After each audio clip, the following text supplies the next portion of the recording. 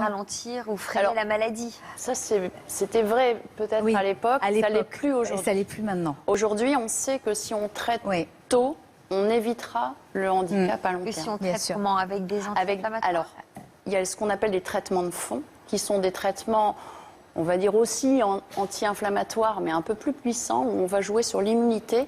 Et le but étant d'éviter les poussées et la progression de la maladie. Et effectivement, si on évite les poussées, on évite les séquelles et on évite le handicap à long terme. Et aujourd'hui, on a à disposition un très grand panel de traitements, avec des nouveaux traitements qui vont encore arriver d'ici l'année prochaine, et qui permettent de bloquer pratiquement la maladie. Donc si on traite très vite, eh bien, on espère que, que Marilyn, elle restera comme ça et qu'il n'y aura pas beaucoup de progression. Il y a plusieurs stades.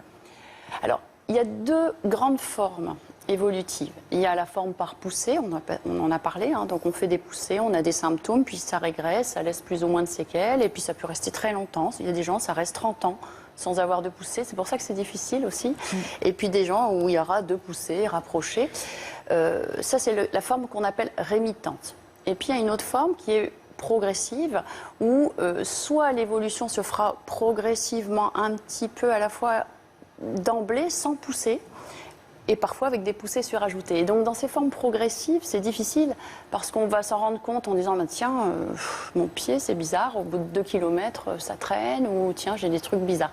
Et donc ça c'est une forme qui est moins fréquente, puisque 70% des personnes vont faire une forme rémitante.